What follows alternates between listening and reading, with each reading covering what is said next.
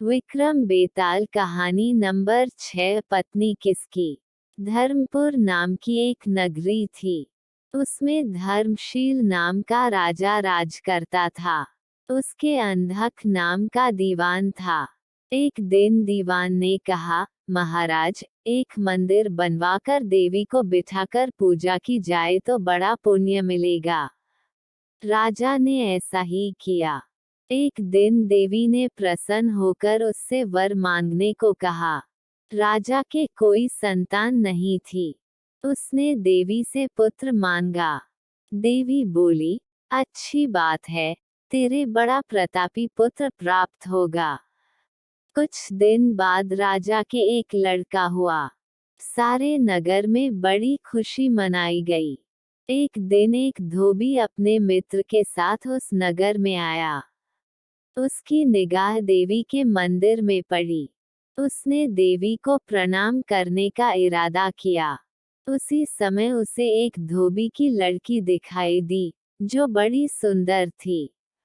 उसे देखकर वह इतना पागल हो गया कि उसने मंदिर में जाकर देवी से प्रार्थना की, हे देवी, ये लड़की मुझे मिल जाए।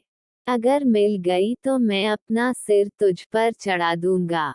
इसके बाद वह हर घड़ी बेचैन रहने लगा। उसके मित्र ने उसके पिता से सारा हाल कहा। अपने बेटे की यह हालत देखकर वह लड़की के पिता के पास गया और उसके अनुरोध करने पर दोनों का विवाह हो गया। विवाह के कुछ दिन बाद लड़की के पिता यहाँ उत्सव हुआ। इसमें शामिल होने के लिए नेता आया। मित्र को साथ लेकर दोनों चले। रास्ते में उसी देवी का मंदिर पड़ा तो लड़के को अपना वादा याद आ गया। उसने मित्र और स्त्री को थोड़ी देर रुकने को कहा और स्वयं जाकर देवी को प्रणाम करके इतने जोर से तलवार मारी कि उसका सिर धड़ से अलग हो गया। देर हो जाने पर जब उसका मित्र मंदिर के अंदर गया तो देखता क्या है कि उसके मित्र का सिर धड़ से अलग पड़ा है। उसने सोचा कि ये दुनिया बड़ी बुरी है। कोई ये तो समझेगा नहीं कि इसने अपने आप शीश चढ़ाया है।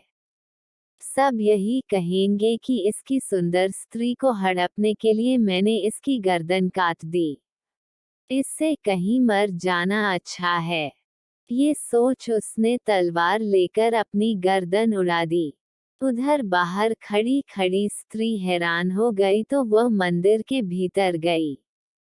देखकर चकित रह गई।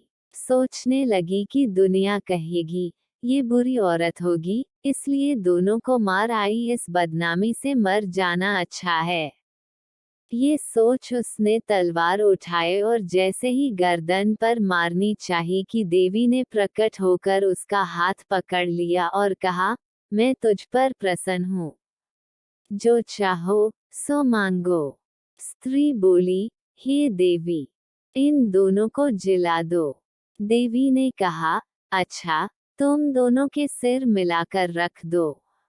घबराहट में स्त्री ने सिर जोड़े तो गलती से एक का सिर दूसरे के धड़ पर लग गया। देवी ने दोनों को जिला दिया। अब वे दोनों आपस में झगड़ने लगे।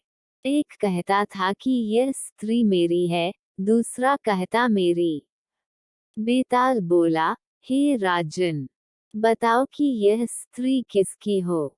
राजा ने कहा, नदियों में गंगा उत्तम है, पर्वतों में सुमेरु, वृक्षों में कल्प वृक्ष और अंगों में सिर। इसलिए शरीर पर पति का सिर लगा हो, वही पति होना चाहिए। इतना सुनकर बेताल फिर पेड़ पर जा लटका। राजा उसे फिर लाया तो उसने 7वीं कहानी कही।